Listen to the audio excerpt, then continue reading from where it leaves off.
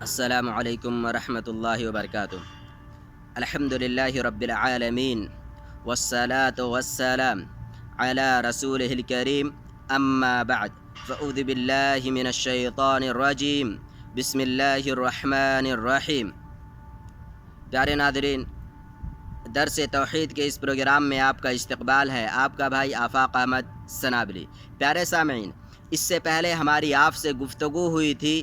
شیخ الاسلام محمد بن عبد الوہاب رحمۃ اللہ علیہ کی شاہکار کتاب التوحید الذی هو حق اللہ علی العبید۔ اس کتاب کے اندر شیخ الاسلام محمد بن عبد الوہاب رحمۃ اللہ علیہ کا منہج کیا ہے؟ پیارے سامعین، آج میری آپ سے گفتگو ہے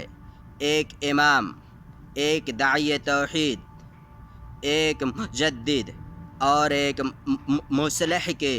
سوانح حیات پر۔ میری مراد ہے شیخ الاسلام محمد بن عبد الوہاب رحمۃ اللہ علیہ کی عبقری شخصیت۔ شیخ الاسلام محمد بن عبد الوہاب رحمۃ اللہ علیہ 1115 ہجری میں سعودی عرب کے ایک شہر عیینہ کے اندر پیدا ہوتے ہیں، جو شہر ریاض سے قریب ہے۔ شیخ الاسلام محمد بن عبد الوہاب رحمۃ اللہ علیہ کا گھرانہ علمی گھرانہ ہوتا ہے، پورا ماحول علمی ماحول ہوتا ہے، جس کی وجہ سے آپ 10 سال سے پہلے قرآن کریم حفظ کر لیتے ہیں۔ آپ کے والد محترم اپنے وقت کے جید علماء کرام میں مانے جاتے تھے۔ کبار علماء کرام میں آپ کے والد محترم کا شمار ہوتا تھا۔ عیینہ کے آپ کے والد محترم مفتی عام تھے، ساتھ ہی ساتھ عیینہ اور حریملہ کے آپ کے والد محترم قاضی بھی تھے۔ پورا ماحول علمی ماحول تھا، جس کی وجہ سے آپ کی تعلیم، پرورش و پرداخت پورے علمی سانچے میں ہوئی۔ 10 سال سے پہلے قرآن کریم حفظ کیا۔ ابتدائی کتابیں آپ نے اپنے والد محترم کے سامنے پڑھیں۔ فقہ، تفسیر، حدیث وغیرہ آپ نے ابتدا میں اپنے والد محترم سے پڑھی۔ اس کے بعد اسلامی تاریخ کی دو اہم شخصیتیں شیخ الاسلام ابن تیمیہ، علامہ ابن تیمیہ، اور ان کے شاگرد رشید علامہ ابن قیم الجوزیہ رحمۃ اللہ علیہ کی کتابوں کو آپ اپنے مطالعے میں خصوصی طور پر رکھتے ہیں۔ ان دونوں عبقری شخصیتوں کی کتابوں کا آپ خصوصی طور پر مطالعہ کرتے ہیں۔ اس کے بعد باری آتی ہے کہ آپ عیینہ سے نکلا جائے، اور جو اسلاف کا طریقہ کار رہا ہے کہ مختلف شہروں میں جا کر کے وہاں کے جو کبار علماء کرام ہیں، ماہرین فن ہیں، ان سے اپنی علمی پیاس بجھائی جائے۔ چنانچہ شیخ الاسلام محمد بن عبد الوہاب رحمۃ اللہ علیہ عیینہ سے نکلتے ہیں۔ اپنے گھر کو چھوڑنا، شہر کو چھوڑنا، یہ کوئی معمولی اور آسان بات نہیں ہے۔ پیارے ناظرین، اپنے شہر کو چھوڑنے کے بعد جو پریشانیاں جھیلنی پڑتی ہیں، جو مشقتیں برداشت کرنی پڑتی ہیں، خصوصاً اس وقت میں جب اس طرح کے انتظامات اور سہولیات نہیں تھی، کتنی پریشانیاں اٹھانی پڑتی رہی ہوں گی۔ آپ اس سلسلے میں کتاب الرحرہ خطیب بغدادی رحمۃ اللہ علیہ کی کتاب کا خصوصی طور پر مطالعہ کر سکتے ہیں۔ عیینہ سے نکل کر مکہ آتے ہیں۔ مکہ شیخ الاسلام محمد بن عبد الوہاب رحمۃ اللہ علیہ حج کی نیت سے آتے ہیں۔ حج سے فارغ ہونے کے بعد میں شیخ الاسلام محمد بن عبد الوہاب رحمۃ اللہ علیہ مکہ میں موجود جید علماء کرام، صحیح منہج کے حامل علماء کرام سے آپ علم حاصل کرتے ہیں۔ مکہ میں علم حاصل کرنے کے بعد میں نبی اکرم صلی اللہ علیہ وسلم کے شہر مدینہ آتے ہیں۔ مدینہ میں موجود کبار علماء کرام، خالص توحید پر مبنی علم کے حامل علماء کرام سے آپ ذانوِ تلمس طے کرتے ہیں۔ آپ ان سے کسب فیض کرنے کے بعد عراق اور بصرہ کا رخ کرتے ہیں۔ عراق اور بصرہ میں جانے کے بعد وہاں پر جو علماء کرام ہوتے ہیں، آپ ان سے بھی علم حاصل کرتے ہیں۔ لیکن عراق اور بصرہ میں پہنچنے کے بعد شیخ الاسلام محمد بن عبد الوہاب رحمۃ اللہ علیہ کے پاس علم اتنا اکٹھا ہو چکا تھا کہ اب آپ اس علم کی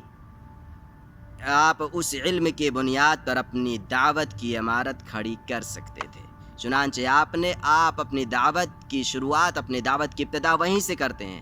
آپ نے جب عراق اور بصرہ کے اندر لوگوں کو بدعات و خرافات میں مبتلا دیکھا، جب آپ نے دیکھا کہ لوگوں کے پاس حقیقی توحید الوہیت نہیں ہے بلکہ لوگ شرک میں مبتلا ہیں، غیر اللہ کے سامنے ہاتھ پھیلاتے ہیں، اسی طریقے سے جو درخت ہیں ان سے تبرک حاصل کرتے ہیں، تو آپ نے لوگوں کو توحید کی دعوت دینے کی شروعات کر دی۔ اور وہیں پر آپ نے کتاب التوحید جیسی عظیم الشان کتاب لکھنے کی بھی ابتدا اور شروعات کر دی تھی۔ لیکن ہمیشہ تاریخ کا یہ بھی ایک باب رہا ہے کہ جس نے بھی توحید کی طرف دعوت دی اسے پریشان کیا گیا، ابتلائیں آئیں، پریشانیاں اس کے سامنے آئیں، اور یہ دعوت کا میدان پیارے ناظرین یہ کوئی آرام و آسائش کا میدان نہیں ہے، یہ تو ایک طرح سے کانٹوں بھرا راستہ ہے جس پر ہر شخص کامیاب نہیں ہو پاتا ہے اور ہر شخص چلنے کی ہمت و جرات بھی نہیں کر سکتا ہے۔ شیخ الاسلام محمد بن عبد الوہاب رحمۃ اللہ علیہ لوگوں کو دعوت دیتے ہیں، آپ کو اذیتیں دی جاتی ہیں، آپ کو آپ کو عراق سے نکال دیا جاتا ہے، یا کہہ لیں کہ آپ عراق چھوڑنے پر مجبور ہو جاتے ہیں، عراق بصرہ وغیرہ چھوڑ کر آپ پھر واپس چلے جاتے ہیں۔ شیخ الاسلام محمد بن عبد الوہاب رحمۃ اللہ علیہ عراق بصرہ سے حریملہ آتے ہیں، حریملہ سے پھر آپ احسا آتے ہیں، حریملہ میں جو علماء کرام موجود ہوتے ہیں ان سے علم حاصل کرتے ہیں، اس کے بعد احسا چلے آتے ہیں، احسا اس وجہ سے چلے آتے ہیں چونکہ آپ کے والد محترم بھی احسا چلے آئے ہوتے ہیں، آپ کے والد محترم عیینہ چھوڑ کر، چونکہ آپ کی پیدائش عیینہ میں ہوئی تھی، آپ کا اصل گھر عیینہ تھا، لیکن آپ کے والد محترم بھی احسا آ چکے ہوتے ہیں اس وقت، چونکہ اس وقت جو عیینہ کے حاکم تھے، عیینہ کے حاکم کے ساتھ آپ کے والد محترم کا کچھ اختلاف ہو گیا تھا جس کی وجہ سے آپ احسا واپس چلے آئے۔ شیخ الاسلام محمد بن عبد الوہاب رحمۃ اللہ علیہ عراق اور بصرہ سے واپس آنے کے بعد میں جب حریملہ آتے ہیں تو حریملہ میں بھی آپ اپنی دعوت کا اعلان کر دیتے ہیں، اعلانیہ طور پر لوگوں کو کتاب و سنت کی دعوت دیتے ہیں، توحید خالص کی دعوت دیتے ہیں، جس کے نتیجے میں آپ کو پریشان کیا جاتا اور آپ کے والد محترم کو یہ خدشہ لاحق ہوتا ہے کہ اگر یہ اسی طریقے سے دعوت دیتے رہے تو بعید نہیں کہ انہیں جان سے مار دیا جائے، انہیں کافی پریشانیاں اٹھانی پڑیں۔ آپ کے والد محترم آپ کو روک دیتے ہیں اور آپ اپنی دعوت سے رک جاتے ہیں، لیکن کس طریقے سے رکتے ہیں یہ بھی دیکھیں۔ آپ کے والد محترم جب تک اس دنیا کے اندر زندہ رہتے ہیں، باحیات رہتے ہیں، تب تک آپ اعلانیہ طور پر دعوت تو نہیں کرتے ہیں، لیکن اس پورے وقفے میں یعنی جس وقت تک آپ کے والد محترم باحیات تھے اس وقت تک آپ تصنیف و تالیف میں لگ جاتے ہیں، کتابیں لکھتے ہیں، ایک سے آپ نے کتابیں لکھی اللہ کے رسول کی سوانح حیات پر، اسی طریقے سے تفسیر، فقہ اور بھی کئی سارے فنون پر آپ نے کتابیں لکھ ڈالی۔ جب سن 1153 ہجری میں آپ کے والد محترم کا انتقال ہو جاتا ہے تو آپ دوبارہ اپنی دعوت کی ابتدا کر دیتے ہیں، اعلانیہ طور پر دعوت دیتے ہیں، پھر آپ کو پریشان کیا جاتا ہے اور بعید بالکل قریب تھا کہ لوگ آپ کو جان سے مار ڈالتے، چنانچہ آپ حریملہ سے نکل کر عیینہ چلے آتے ہیں۔ حریملہ سے عیینہ آپ اس بنیاد پر آتے ہیں چونکہ عیینہ آپ کی جائے پیدائش ہے، آپ کی پیدائش اسی شہر میں ہوئی تھی، لوگ آپ کو جانتے تھے، پہچانتے تھے کہ یہ محمد بن عبد الوہاب کون ہے۔ چنانچہ آپ جب عیینہ پہنچتے ہیں تو وہاں پر بھی آپ اپنی دعوت کی شروعات کر دیتے ہیں، اور اللہ تبارک و تعالی عیینہ کے حاکم عثمان بن معمر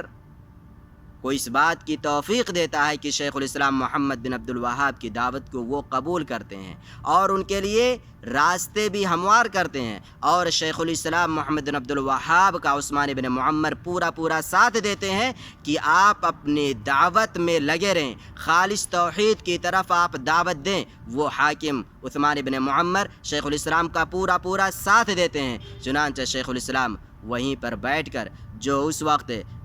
پختہ قبریں تھیں اسے ڈھا دیتے ہیں، اور اسی طریقے سے وہ درخت جن سے لوگ تبرک حاصل کرتے تھے انہیں کاٹتے ہیں، اور اسی طریقے سے ایک عورت پر حد بھی آپ نافذ کرتے ہیں۔ جب وہ عورت اپنے گناہ کا اعتراف کرتی ہے اس کے بعد شیخ الاسلام محمد بن عبد الوہاب رحمۃ اللہ علیہ اس پر حد بھی نافذ کرتے ہیں۔ لیکن اسی درمیان عینہ کے حاکم عثمان بن معمر جب آپ کا پورا ساتھ دے رہے تھے تو ایک پریشانی یہ تھی کہ عثمان بن معمر خود مختار نہیں تھے، یہ آزاد نہیں تھے، بلکہ عثمان بن معمر سے بھی بڑا کوئی حاکم تھا، اور وہ حاکم احسا کا حاکم تھا جس نے عثمان بن معمر کو دھمکی دی، چونکہ عثمان بن معمر احسا کے حاکم کے تابع تھے۔ احسا کے حاکم نے عثمان بن معمر کو دھمکی دی کہ اگر آپ شیخ الاسلام محمد بن عبد الوہاب کو اپنی دعوت سے نہیں روکیں گے، یا یہ کہ شیخ الاسلام کو اپنے شہر سے نہیں نکالیں گے، تو آپ کا نان و نفقہ بند کر دیا جائے گا۔ آپ کے جو اخراجات ہیں، جو یہاں سے آپ کا نان و نفقہ جاتا ہے، ساری چیزیں آپ کی روک لی جائیں گی۔ چنانچہ عثمان بن معمر مجبور ہوتے ہیں، کیونکہ وہ خود مختار نہیں بلکہ کسی کے تابع ہوتے ہیں۔ نتیجے کے طور پر شیخ الاسلام محمد بن عبد الوہاب کو کہتے ہیں کہ آپ عینہ شہر چھوڑ دیں۔ شیخ الاسلام محمد بن عبد الوہاب رحمۃ اللہ علیہ عثمان بن معمر کی صرف ایک بات کے کہنے پر عینہ کا شہر چھوڑ کر درعیہ کی طرف چلے جاتے ہیں۔ شیخ الاسلام محمد بن عبد الوہاب رحمۃ اللہ علیہ نے درعیہ کا شہر دو وجوہات کی بنیاد پر انتخاب کیا تھا۔ عینہ سے درعیہ کا شہر بہت قریب تھا، اس وجہ سے آپ نے عینہ سے درعیہ کا رخ کیا۔ نمبر 2 یہ کہ اس وقت درعیہ کے جو حاکم تھے محمد بن سعود رحمۃ اللہ علیہ، وہ اچھے کردار، حسن اخلاق اور عظیم اخلاق کے مالک تھے شیخ، اور اسی طریقے سے ان کے بارے میں یہ چیز عام تھی کہ یہ بڑے ہی اچھے اخلاق والے ہیں، اور ساتھ ہی یہ کہ محمد بن سعود رحمۃ اللہ علیہ یہ کسی کے تابع نہیں ہیں، اور یہ آزاد ہیں، ان کے اوپر کوئی نہیں ہے، یہ جس طریقے سے چاہیں جو چاہیں اپنے ریاست کے اندر تصرف کریں، کوئی روکنے والا نہیں ہے۔ چنانچہ شیخ الاسلام محمد بن عبد الوہاب رحمۃ اللہ علیہ درعیہ شہر میں جاتے ہیں، اور محمد بن سعود رحمۃ اللہ علیہ سے اتفاق ہوتا ہے، اور اسی اتفاق کو سن 1157 ہجری میں اتفاق الدرعیہ، ایک عہد و پیمان شیخ الاسلام محمد بن عبد الوہاب رحمۃ اللہ علیہ اور اسی طریقے سے محمد بن سعود رحمۃ اللہ علیہ کے درمیان ایک عہد و پیمان ہوتا ہے جو تاریخ میں اتفاق الدرعیہ کے نام سے مشہور ہے۔ اس میں یہی عہد و پیمان ہوتا ہے کہ ہم لوگ آپس میں ایک دوسرے کا بھرپور ساتھ دیں گے اور کوئی کسی کا ساتھ نہیں چھوڑے گا اپنے مقصد میں کامیاب ہونے کے بعد۔ چنانچہ یہ اتفاق اسی وقت سے آج تک الحمدللہ برقرار ہے، اور اس کے جو اثرات ہیں وہ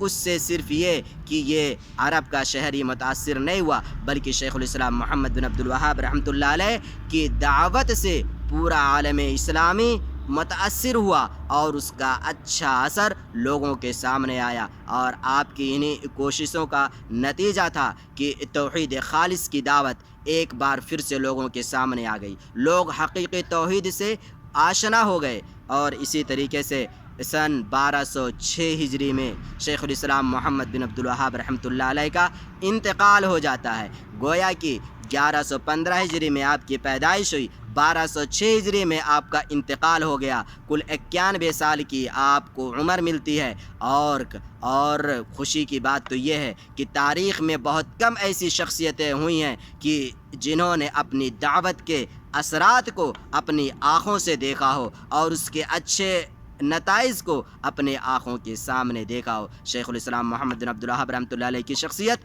انہی میں سے ہے جن لوگوں نے اپنی دعوت کے اثرات کو اپنی نگاہوں کے سامنے دیکھا، لیکن پھر بھی خالص توحید کی طرف دعوت دینے والے اس امام کو، اسے داعی توحید پر ایک دو نہیں کئی الزامات لگائے گئے، کفر کے الفاظ کہے گئے اور انہیں متہم کرنے کی پوری کوشش کی گئی، لیکن اس کے باوجود نتیجہ یہی نکلا، کیا؟ آسمان پر تھوکنے والا آسمان کو کبھی بھی گندا نہیں کر سکتا بلکہ خود اپنا چہرہ گندا کرے گا۔ ایسے ہی شیخ الاسلام محمد بن عبد الوہاب رحمۃ اللہ علیہ کی شخصیت ہے، ان پر کتنے ہی الزامات لگا لیے جائیں، ان کی شخصیت داغدار نہیں ہوگی بلکہ روز بروز ان کی شخصیت نکھرتی جائے گی، اور پہلے کے مقابلے میں آج شیخ الاسلام محمد بن عبد الوہاب رحمۃ اللہ علیہ کی شخصیت بہت زیادہ نکھر چکی ہے، اور دنیا اب اس سے واقف ہوتی جا رہی ہے کہ وہ ایک داعی توحید تھے، ایک امام تھے، مجدد تھے، اپنے وقت کے امام تسلیم کیے جاتے تھے، اور انہوں نے جس چیز کی دعوت دی وہ کوئی نئی دعوت نہیں تھی بلکہ وہ وہی دعوت تھی جس دعوت کو لے کر اللہ کے رسول صلی اللہ علیہ وسلم اس دنیا کے اندر آئے تھے۔ پیارے ناظرین، یہ بہت ہی مختصر سوانحی خاکہ ہے شیخ الاسلام محمد بن عبد الوہاب رحمۃ اللہ علیہ کا۔ ان پر تفصیلی طور پر گفتگو کرنے کے لیے ایک آدھ گھنٹے نہیں بلکہ کئی گھنٹے چاہیے کہ ان کی سوانح حیات پر تفصیلی طور پر تب جا کر کے گفتگو کی جا سکتی ہے۔ اس شخص کی، اس شخصیت کی سوانح حیات کوئی 50 صفحے پر مشتمل نہیں ہے بلکہ لکھنے والوں نے ہزاروں صفحات سے زائد پر ان کی شخصیت پر اپنے قلم کو حرکت دیا ہے۔ اللہ تبارک و تعالیٰ سے دعا ہے، الہ العالمین تو شیخ الاسلام محمد بن عبد الوہاب رحمۃ اللہ علیہ کی کوشش کو قبول فرما اور اسی طریقے سے لوگوں کو حقیقی توحید سے آشنا ہونے کی توفیق دے۔ والسلام علیکم ورحمۃ اللہ وبرکاتہ۔